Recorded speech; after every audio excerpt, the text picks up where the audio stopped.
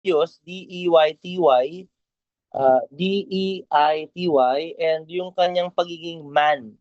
So si Jesus po is the Son of God, ibig sabihin, siya'y anak ng Diyos, siya'y Diyos, at the same time, siya rin ay anak ng tao. So unang-una po kailangan natin maintindihan na may mga grupo na hindi naniniwala sa pagiging Diyos ni Jesucristo na ating Panginoon. They believe that Jesus is Lord. They believe that Jesus is the Messiah, but they did not recognize the deity of Jesus Christ. So number one, we have to understand that Jesus, pag-usapan muna natin, no, itong kanyang pagiging Diyos at pagiging tao. So Jesus was truly God, and also he is a truly man. Sister Grace, pakibasa ang Galatians 4, verse 4. Sister Michelle, Matthew 13:54 to 58. Sister Cheng, Luke 2, 6 to 7. Mami Ading, Romans 1, 1 to 4. Pakibasa po si Smira, John chapter 1, verse 14. And Brother Huge, Hebrews chapter 2, 14 to 15. Ano-ano mga grupo mga hindi naniniwala sa pagka-Diyos ni Jesucristo? Kilala niyo ba yung mga grupo na yan? Galing din ba kayo dyan? O kayo ay naimbitahan dyan? Sige nga, meron ba kayong mga kilalang grupo? Sino po? Meron ba? Sino po? Alam niyo may mga grupong ganyan. Sige, wag mahiya. Oo, Sa yung Mormons, ano pa? Iglesia ni Cristo. Iglesia ni Cristo. Tama, yung una, yung mga Jehovah's Witnesses. Jehovah's Witness. Oo, Iglesia ni Cristo. Islam. Di ba? Mga Muslim. Even the MCGI o yung kay Brother Eli Soriano, meron silang ibang teaching dyan. So, una, sa Iglesia ni Cristo, si Jesus, anak siya ng Diyos, pero hindi siya Diyos. Kumbaga, anak siya ng Diyos, mas mababa siya sa Diyos Ama. Itinaas lang siya. Pinili siya, tao siya, pero itinaas siya. So, para sa Iglesia ni Cristo, yung doctrine of Trinity, hindi yun ang kanilang pinaniniwalaan. May mga Pentecostals na oneness. Si Jesus at yung Ama, isa. Kumbaga yung person, isa. Hindi. Magkaiba kasi nagpe-pray si Jesus sa Ama, di ba? Nagkakamali sila dun sa word na person and yung being. So yung Trinity, God the Father, God the Son, God the Holy Spirit, tatlong persona po yun. Magkakaibang person yun. Pero iisang Diyos. They are co-equal with one another. Tinakil natin yan sa ating step 1. Tama po ba? Naalala nyo ba? Hindi po mas mataas si Jesus. Hindi po mas mataas ang Ama. Hindi po mas mataas ang Banal na Espiritu. They are co-equal together as one God. Pwede ba yun? Yes, pwede. Para sa iba, dina-downgrade nila ang explanation sa Diyos patungkol sa mathematics. Sabi nila, 1 plus 1 plus 1, 3 yun. So, tatlo ang Diyos. Hindi. Pero kasi 1 times 1 times 1, 1 din yun eh. So, hindi mo pwedeng gawing mathematics ang explanation sa Diyos. God can be still God even in 3 persons. Ang mga Jehovah's Witnesses, ayan, talagang, ano yan eh, andyan yan eh. Hindi sila naniniwala na si Jesus ang Diyos. Pero sige, basahin natin, tingnan natin. Hindi lamang siyang bastang Diyos, siya rin ay nagkatawang tao. So, let's always complete the sentence. The thought about our Lord Jesus Christ. He is truly man, and also He is truly God. 100% man, 100% God. Para sa iba, hindi yun logical, pero yun ang Diyos natin. Kaya niyang gawin yun sapagkat Diyos siya. Ang Diyos pwedeng magkatawang tao sapagkat Diyos siya. Pero ang tao, kailanman hindi pwedeng maging Diyos. Intindihan niyo po? Isa sa mga teachings ng MCGI na dating daan na si Jesus, oo, Messiah siya, Lord siya. Pero hindi siya yung true Almighty God. Okay, so hindi siya yun. So parang nagkakaroon talaga sila ng confusion regarding the doctrine of Trinity. They really reject the teaching about the Trinity. No, sinasabi nila na ang kailangan teaching is laging nakasentro sa Ama or tinatawag isa lang ang Diyos. Ang tawag doon sa paniniwala na yon sa mga nag-basic doctrine, pag isa ang Diyos, isa lang, wala nang iba, hindi si Jesus, hindi si Espiritu Santo, mono. Pag dalawa, black and white, naglalaban, demonyo at Diyos, hindi sila magkapantay eh, dualism, duotheism, 'di ba? So magkaiba, no? Sige. Basahin natin Galatians 4 verse 4. Marami tayong matututunan dito at lalong tatatag ang ating pananampalataya na si Jesus nga ay hindi lang tao, siya ay Diyos na nagkatawang tao. Truly God and truly man. Galatians 4 verse 4. Galatia 4 verse 4, sabi po dito, ngunit nang sumapit ang tamang panahon, isinugo ng Diyos ang kanyang anak na isinilang ng isang babae at namuhay sa ilalim ng kautusan. Amen. So ibig sabihin, isinilang siya. So nandoon na siya. Sabi no, when the fullness of the time had come. So nandoon na talaga si Jesus eh. Actually, hindi naman siya, ang pangalan niya, Jesus agad eh. Ang talagang sinasabi ang pangalan niya, if you read the Gospel of John and even in the book of Revelation, He is the Word of God. Pero nagkatawang tao siya. So para siya magkatawang tao, para maging tao ang Diyos, pwede ba yun? Oo, kayang gawin ng Diyos yun. Hindi mo pwedeng limitahan ng Diyos na hindi niya kaya maging tao.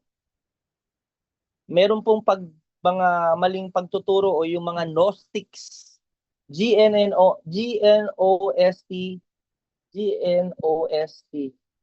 yan, ICS, or Gnosticism. They believe na masama masyado ang tao, kaya hindi magiging tao ang Diyos. Masyado mo namang nilagay ang Diyos sa box, nilimitahan mo siya. Hindi. Kayang gawin ng Diyos kahit anong gusto niyang gawin. Kung nilikha niya nga ang sanlibutan sa pamamagitan ng kanyang salita, ibig sabihin lahat posible sa kanya. Hindi niya rin kailangan ng God the Mother. Okay, yung iba kasi iniisip nila, may teaching sa ganyan na para raw maging lumabas si Jesus, ang God the Father, meron ding God the Mother para magkaroon sila ng anak. So, ganun ba yun? Kumbaga, hindi kayang gumawa ng Diyos ng anak sa pamamagitan ng kanyang kapangyarihan at kailangan niya pa ng isang babae? Hindi. Nilikha niya nga sa libutan sa pamamagitan ng kanyang salita. So, kaya niyang gawin ang lahat. So, una-una, bilang tao, He was born of a woman.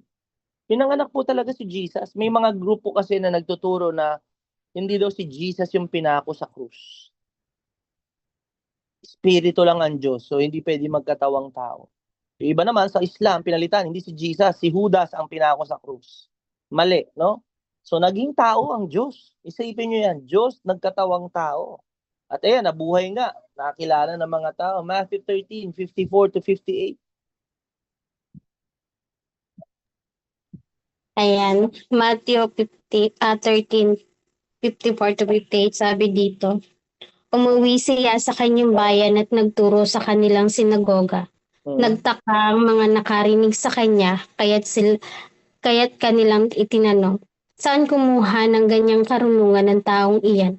Paano siya nakakagawa ng mga himala? 55, hindi ba siya ay anak ng isang karpentero? Hindi ba si Maria ang kanyang ina at si Santiago, Jose, Simon at Judas ang kanyang mga kapatid? 56, at taga rito rin ang kanyang mga kapatid na babae.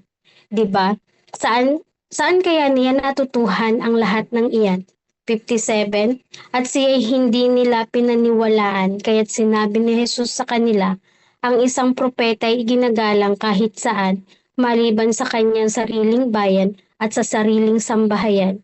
58, at dahil ayaw nilang maniwala kay Jesus, hindi siya roon gumawa ng maraming himala. Amen. Yan, salamat Susan. Galing ang taong ito. So may mga encounter talaga na nakita nila face to face si Jesus. They recognize his mother, Mary, his father, Joseph, Although, syempre, hindi naman siya galing kay Joseph. He was conceived by the Holy Spirit. Pero ang mga tao iniisip, teka, talagang naging tao eh. Di ba ibang klase magturo? At di lang po yun. Alam nyo ba mga kapatid ang ating Panginoon Jesucristo sa laman? Tawag nga dyan half-brother, no? Sino yun? Si Santiago. Yung isa sa mga writings sa New Testament, si James, siya po yun. Kapatid po yun ni Jesus, ang nagsulat ng James. Ang tawag sa James, si James dati po, hindi naniniwala kay Jesus. Siyempre, alam na ni Lord yan eh, di ba? Sabi niya, a prophet is not without honor except in his own country and his own house. Hindi sila naniniwala sa kuya niya. Naalala niyo nung pinako si Jesus sa krus? Kanino niya binilin yung kanyang nanay? May kapatid siya, ha? Kanino binilin? John. Naalala niyo? Kay Kay John. John. Bakit hindi kay James? Kasi si John yung believer. Alam niya na alagaan si Mary, di ba? Mamatay na yung panganay eh. Si James hindi siya naniniwala until pag binasa mo yung James, sabi niya, servant of the Lord Jesus Christ. Naniwala siya kasi nakita niya nabuhay. If you read the book of Acts, si James ay naging leader ng church ng Jerusalem. Sila yung nag-usap-usap ni Peter, si Paul, may mga issue sila. Si James po yung pinaka-head sa Jerusalem. So, Antioch. Di ba may mga kapatid? Physically, James, si Joses, si Simon, at si Judas. Si Judas po, hindi po si Judas Iscariote, ha? Ito po si Judas, si Jude. Ayan, di ba? Meron ding isang book sa Bible, in the New Testament, si Jude. Kapatid din po ni Jesus yun. So, he has brothers and also he has sisters. So physically, talagang nakita nila, nahawakan, narinig. Maraming naka-witness na ang Diyos nagkatawang tao. Si Jesus talaga yun. Wow, napakagandang pag-aralan. Eh, no? Luke chapter 2, 6-7.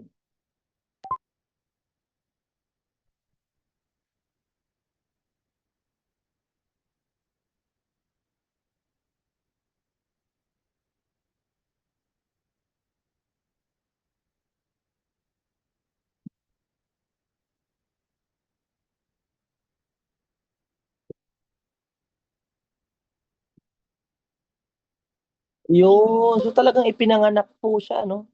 Can you just imagine the one who created the heaven and the earth, the king of the universe? He was trapped in this body. Grabe yung humility, no? Humility ng Diyos. Siya ay nagpakumbaba at naging tao. Naging slave. Namatay pa nga sa krus. He was really a man. Hindi lang po siya tao, siya ay Diyos na nagkatawang tao. Romans 1, verse 1-4. Romans 1, sabi dito, mula kay Pablo na isang lingkod ni Kristo Jesus, tinawag upang maging apostol at hinirang upang mangaral ng magandang balita ng Diyos. Ang magandang balitang ito na ipinangako niya noong una pa man sa pamamagitan ng mga propeta at sinasabi sa mga banal na kasulatan ay tungkol sa kanyang anak, ang ating Panginoong Hesukristo. Tungkol sa kanyang pagiging tao, siya ay ipinanganak mula sa lahi ni David. Subalit tungkol sa kanyang pagkadiyos, pinatunayan ng banal na Espiritu na siya ay anak ng Diyos sa pamamagitan ng isang makapangyarihang gawa, ang kanyang muling pagkabuhay. So, Amen. dalawa ang sinabi ni Apostle Paul sa mga taga-Roman, sa mga believers. Yung truth about Jesus Christ, talagang siya ay naging tao. Yung anak ng Diyos, Son of God, yung Diyos, nagkatawang tao. Di ba? According to the flesh. Meron siyang Flesh. sinabi. May hari siyang sinabi. Anong pangalan ng hari, Mami? David, Bakit si David? Kino-connect ni Apostle Paul si Jesus kay Haring David. Kasi nga po, ang propesiya in the Old Testament na ang Messiah ay manggagaling sa lipi ni David. Kaya pag binabalikan natin yung Matthew, yung genealogy, yung pinagmulan, yung mga ninuno, nakalagay doon, ang anak ni ganito ay anak ni ganito. Kaya po nilagay ni Matthew yon para ma-connect na si Jesus ay galing saan? Sa lipi ni Haring David. Ibig sabihin, qualified siya na maging Messiah. Siya nga yung Kristo. Kahit nga po hindi niya physically, hindi siya galing kay Joseph. Si Joseph, yung kanyang genealogy, si Mary, yung kanyang genealogy, ikinokonekta kay David. para patunayan. Si Matthew, alam naman natin yung gospel ni Matthew. Ang main audience, kaya sinulat ni Matthew ang kanyang gospel patungkol kay Jesus is to attract the Jews, the Israelites. Kasi alam nila na ang Messiah ay darating at siya ay manggagaling sa lipi ni David. Kaya ang opening ng Matthew, makita nyo doon, nilagay niya yung mga genealogy.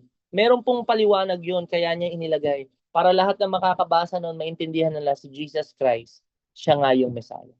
Pangalawa, sinabi ni Apostle Paul na si Jesus hindi lamang tao. He is declared to be the Son of God with power. Bakit? Paano makikita natin na siya nga ay Diyos? Siyempre, wala pong sino man ang makapagsasabi na mamamatay ka at mabubuhay kang muli. Wala pa pong ganun. Diyos lang ang makakagawa nun. Kaya alam nyo mga kapatid, napakaganda nitong pag-aaral na ito. Kung tayo po ay naiipit o may mga katanungan, may kilala kayo na may katanungan, sino nga ba ang dapat kong paniwalaan? Simple lang. Pwede ka magtanong sa Islam, pwede ka magtanong kay Joseph Smith ng mga Mormons.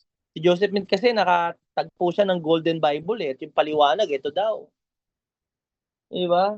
Ano pa, pwede ka magtanong saan? Kay Buddha, sa mga Hindus, kay Haring Krishna. Pero alam nyo, lahat ng mga tao na yan, patay yan. Si Muhammad ng Islam, namatay sa lagnat. Si Buddha, namatay ng food poisoning. Si Joseph Smith, na-assassinate. Yung mga Diyos-Diyosa ng mga ng mga Hindu, ang dami niyan, hindi mo kilala yan. Hindi mo masusolo yan. So kung meron kang tatanungin, saan at sino ang tamang daan at dapat yung paniwalaan? Hindi mo to itatanong sa patay. Hindi kayo kayang sagutin ng patay eh. Tama ba? Kahit anong paliwanag, kahit paikot-ikutin mo, tanging Kristyanismo lamang. Ang central figure ng Christian si Jesus. At si Jesus ay namatay pero muli siyang nabuhay. Kaya buhay si Jesus eh. Yung pag tinanong mo siya, naririnig ka niya at masasabi niya sa iyo ang katotohanan. Kaya nung sinabi niya, I am the way, the truth, and the life, when He says He is the way, ibig sabihin wala nang ibang makakarating sa langit kundi sa pamamagitan niya.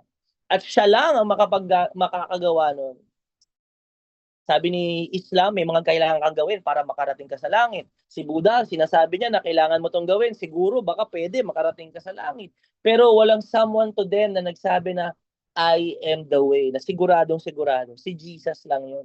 Sapagkat siya'y namatay at muling nabuhay, pumanik siya sa langit, nakita ng mga disciple, hallelujah, na siya ay nabuhay muli. Praise God! Kaya alam nyo, yung Christianity, kung meron ka pang ibang gustong puntahan, kapatid, maliligaw ka. Lahat ng ibang mga religions, kapatid, halos lahat yan, ang mga fina-follow nilang leaders or central figure, patay. Kung buhay, kulto yan. May tinatawag na messianic complex na sila ang Messiah sa panahon ngayon. Kulto. Kaya alam nyo, praise God, no? Natagpuan na natin ang katotohanan. Pag-aralan natin. Ibahagi natin.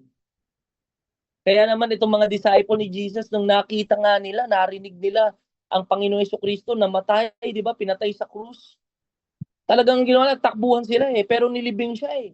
Pero noong ikatlong araw na buhay, ibinigay nila yung kanilang mga sarili. Walang sino man na naniniwala sa kasinungalingan ang babawi kapag papatay na sila. Di ba pag ikaw papatayin ka na, yung storya ng resurrection, totoo ba yan? Hindi. Kapag hindi yan totoo, sasabihin, hindi totoo, papatayin ako eh. Pero yung mga disciples, yung mga follower ni Jesus, ginagawang kandila. Ipinako ng pabaliktad. Pinalatan sila ng buhay, hinati silang dalawa, inaladkad sila hanggang sa mamatay. Kapatid, sinibat, sinaksak, inilubog sa kumukulong langis, itinapon sa island, pinugutan ng ulo, pero hindi nila binago yung storya nila. Hallelujah. Praise God. They remained faithful to the gospel that Jesus Christ is the Son of God. God became flesh. He dwelt among us. He died on the cross and we saw Him. He rose from the dead on the third day. And we saw Him by our very eyes. Sabi ng mga disciple, lumipad siya papuntang langit. Hallelujah. Kaya alam niyo, hindi lang siya tao, siya'y Diyos. Pero bakit kailangan siya maging tao? Ang mga tanong ng tao, no? Bakit ba naging tao ang Diyos? Number 1, pakibasa John 1:14. Ayan, good evening po. Sabi po dito sa John 1 verse 14, sabi po, naging tao ang salita at nanirahan sa piling namin. Nakita namin ang kaluwalhati, ang tunay na kanya bilang kaisa-isang anak ng Ama. Siya ay puspos ng kagandahang loob at ng katotohanan. Praise Amen. God! Nakita ba nila? Sabi, nakita namin. Nakita ba na, sis? Yun bang word? Opo, Pastor, nakita namin ang kaluwalhatian. Nakita, hindi lang narinig eh. Nakita namin na siya lang ang kaisa-isang anak. Wala na pong iba. Kaya yung ano ba yan? Yung mga naririnig natin yan, na siya yung Son of God, siya yung Messiah. Nakakulong si Kibuloy, di ba? Na siya yung tagapagligtas, may-ari ng universe. Yung labo eh. Sinabi ng Biblia, kaisa-isang anak. Wala na pong ibang anak ang Diyos. He is full of grace and truth. Biruin mo, the Word became flesh. Ano yung word na yon? The Word was God. He was with God in the beginning. Naging tao, naging laman. As such, number 1, He became a partaker of flesh and blood. He became a partaker of flesh and blood. Bakit nga ba kailangan pa magkatawang tao ng Diyos? Bakit ba hindi niya na lang tayong iligtas lahat? Di ba? Isip niyo ba yon? Bakit nga ba? Baka bigay niya mga tanong. Kaya namang gawin ng Diyos tayong iligtas, no? Pwede niya namang gawin si Satanas, maglaho na lang. Kayang gawin ng Diyos yun. Kasi sa pagbabalik ni Jesus, pag binasa mo yung Book of Revelation, sa dami ng mga lumalaban sa kanya, isang salita lang, talo na silang lahat eh. Ganun ka-powerful ang Panginoon natin. Kasi Diyos siya. Pero bakit kailangan niya pang magkatawang tao? You know the answer. Because God is faithful to His word. God is faithful to His word. Kasi nung ibinigay niya ang kapangyarihan kay Adan, naku, nadapa, nagkasala. Napunta ang dominion, authority saan? Sa kasalanan, sa kapangyarihan ng kadiliman kay Satanas. Ngayon, kailangan niyang gapiin si Satanas. Anong kailangan niyang gawin? Kailangan niyang magkatawang tao. Hindi niya pwedeng bastang paglahuin si Satanas sapagkat si Satanas, si Lucifer, ang mga anghel ay ginawa niyang espiritu. Ang espiritu po, hindi po sila namamatay. Pero pwede silang matalo. Kaya ang kaparusahan sa kanila walang hanggan eh. Pag binasa mo yung Revelation, ang kaparusahan kay Lucifer, bottomless pit, walang hanggang pagkahulog. Yung mga anghel, walang hanggan sa impyerno, sa dagat-dagatang apoy. Ngayon, kailangan Jesus yun. Talunin. Kailangan ng Diyos na talunin ang kaaway. Kaya niya naman. Pero ang kailangan niyang gawin? Kailangan siyang magkatawang tao. Kailangan may someone who is perfect, who will die for the sins of men. Bakit kailangan mamatay? Siyempre, ang kabayaran ng kasalanan ay kamatayan. Kaya siya namatay sa krus. Hindi niya, ang main goal ni Jesus, hindi lang magpagaling, magpakain, magpalaya ng masasamang espiritu. Hindi. Ang kailangan niya talagang mission na gawin, bayaran yung kasalanan natin.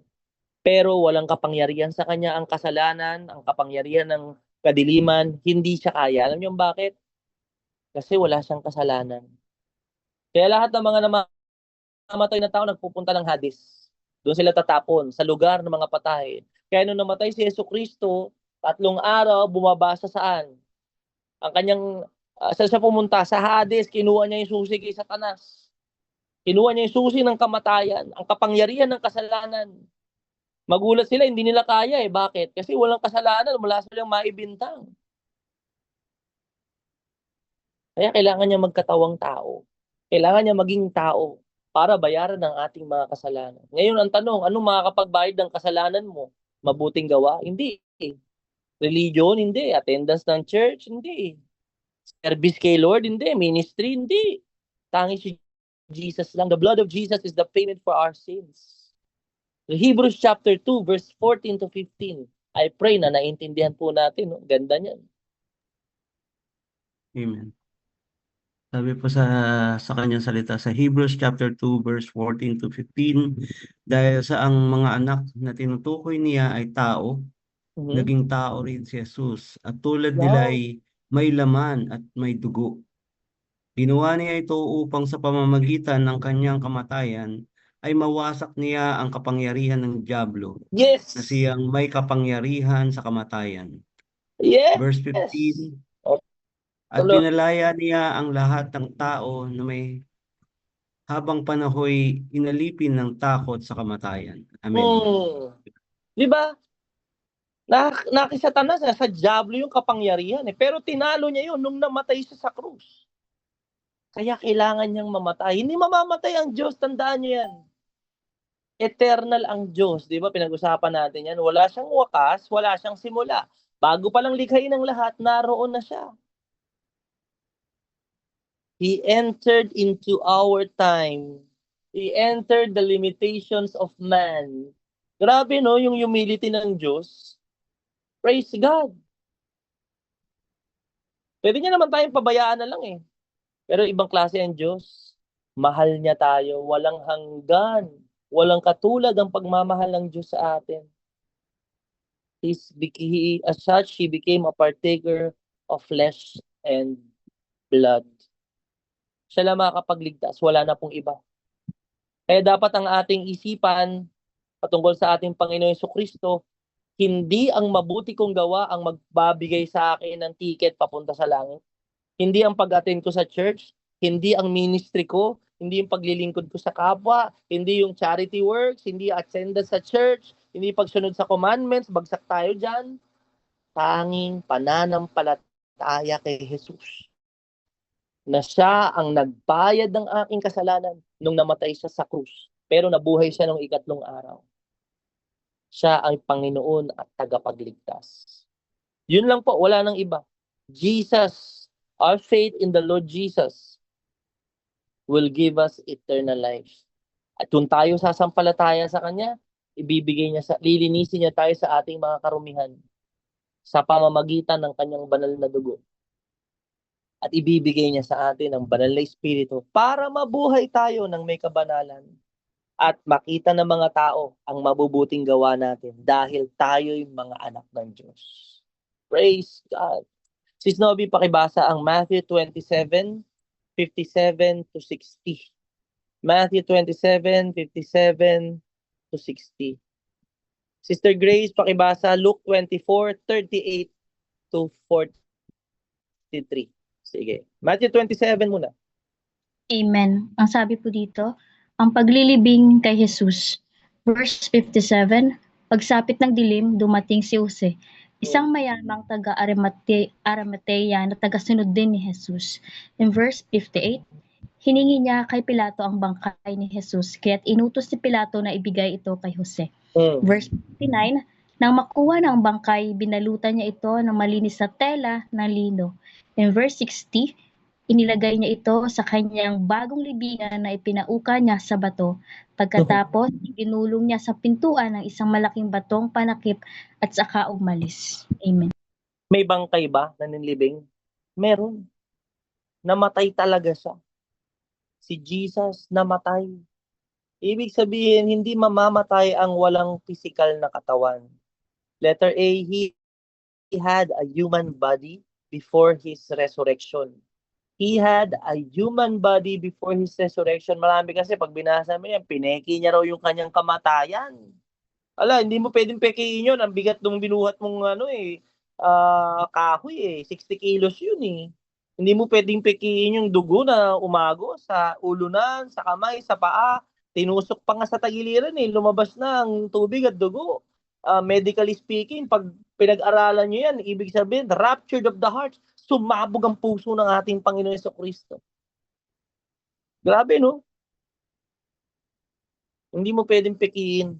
Talagang namatay. Kaya may libingan, napakalaga po. Siya'y namatay, inilibing at nabuhay na ikatlong araw. Huwag natin kalimutan yung nilibing kasi naging tao ang Diyos. Ang tanong ng iba, kung patay ang Diyos ng 3 araw, sino nagpapatakbo ng mundo? Kasi ang paniniwala nga nila, iisa lang ang Diyos na in person. No? Kung si Jesus nga ay Diyos, O, bumaba ang Diyos. Namatay si Jesus. Kung siya lang ang Diyos, nako, sino nagpatakbo ng mundo nung 3 araw nung patay siya? Mali kasi ang kanilang pangunawa. Andiyan ang Diyos Ama eh. Andiyan ang banal na Espiritu. Ang kanyang katawan lamang ang namatay. Tandaan niyo, ang kanyang pagka-Diyos hindi siya nawawala. Mananatili siya magpawalang hanggan. Luke chapter, ano yung babasahin? Sunod, kapatid. Lucas 24, 24, yan sis. verse 38 to Amen. 43. Nagpakita si Jesus sa kanyang mga alagad. Yan na. Verse 38, kaya't sinabi ni Jesus, bakit kayo natitigilan? Bakit kayo nag-aalinlangan? Tignan ninyo ang aking mga kamay at mga paa. Ako nga ito. Hawakan ninyo ako at pagmasdan. Ang multo ay walang laman at buto. Yan. Ngunit ako'y mayroon tulad ng nakikita ninyo. Verse 40, habang sinasabi niya ito, pinapakita niya sa kanila ang kanyang mga kamay at mga paa. Parang hindi pa rin sila makapaniwala sa laki ng galak at pagkamangha. Kaya tinanong sila ni Jesus, may pagkain ba kayo riyan? Siya'y binigyan nila ng isang hiwa ng isdang inihaw. Kinuha niya ito at kinain sa harap nila. Amen. Wow! Nakita nyo? Ang gandang balita dito sa atin. Nung namatay si Jesus, katawan, patay. Pangalawa, letter B, he had a human body after his resurrection. He had a human body after his resurrection. Nung namatay si Jesus, mga kapatid, may katawan siya, nilibing siya eh. Pero nung nabuhay siya, may katawan din siya, hindi siya multo. Kaya alam nyo, alisin nyo sa isipan nyo, pag namatay tayo, bibigyan pa palutang-lutang na lang tayo. Hindi. May katawang ibibigay sa atin. At yung katawan na yun, mga kapatid, nahahawakan. Hindi tumatagos. Hindi siya hologram. Ano pa? Hindi multo. Kaya pinatunayan niya, sige. Gusto nyo, hindi pa rin kayo makapaniwala. Anong pagkain nyo dyan? Kakain ako. Sipin nyo yun, kumakain yung katawan na yun. Wow! Kaya alam nyo, pagdating sa langit, may piyesta, di ba? May wedding. Kaya alam nyo, ang ganda nito, mga kapatid. Yung katawan nating mamamatay, bibigyan tayo ng Panginoon ng isa pang katawan na panglangit na hindi na mamamatay kailanman. Gagawin niyang bago ang lahat. Wala nang iyakan, wala nang sakit, wala nang kahirapan. Papawiin niya ang lahat ng luha natin. Praise the Lord. Hallelujah. Ito yung pangako sa mga Kristiyano eh. Ito yung pinapakita sa atin. Ito yung ating dapat maging laman ng puso at isipan. Lord, grabe. May naghihintay sa atin. Kaya yung mga mahal natin sa buhay na namatay, na Kristiyano wow. Hintayin natin yung resurrection of, yung bibigyan tayo ng glorified body. Mahahawakan natin sila. Hallelujah.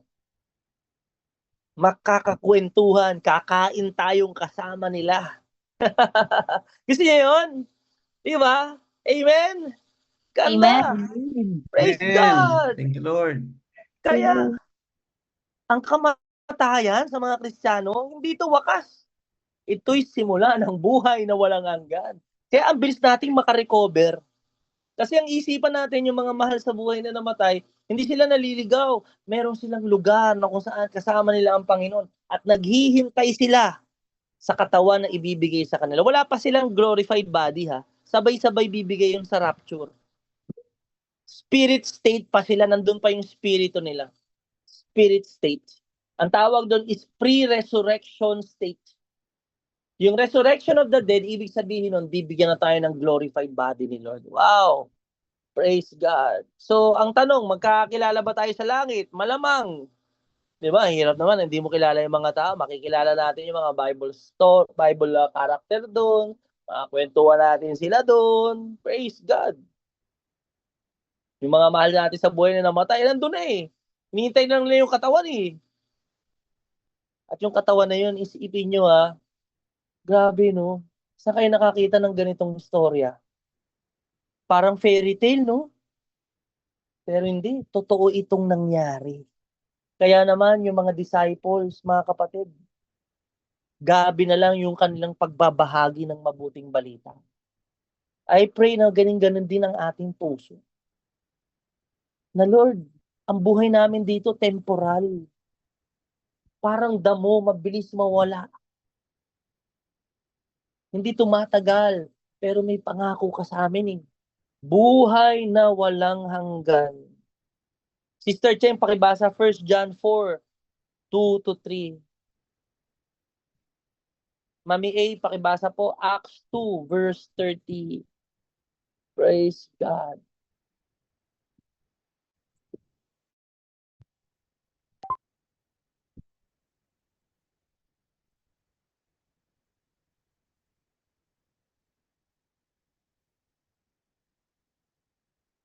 Mhm. Yan.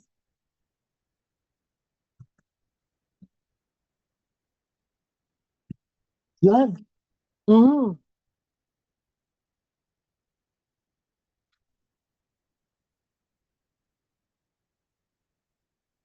Oo. Mga antikristo yan. Ang mga hindi naniniwala na ang Diyos nagkatawang tao, wala silang duda sa Diyos, no? Maniniwala sila sa Diyos. Pero nagdududa sila na nagkatawang tao ang Diyos. Mga Gnostics yan. Sa panahon ni John, meron yan. And even now. So pag ang turo, ang Diyos, hindi nagkatawang tao, napakalinaw ng Bible eh. Hindi galing sa Diyos yan. Mali ang paniniwala, ililigaw ka niyan. Acts 2 verse 30. Si John yung kanina, ito si Peter. Sige. Acts 2:30, siya'y propeta at alam niya ang pangako sa kanya ng Diyos na magiging haring niya ang isang magmumula sa kanyang angkan.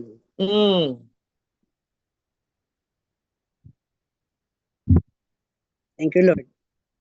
Knowing fully that God had sworn to him with an oath that he would seat one of his descendants on his throne.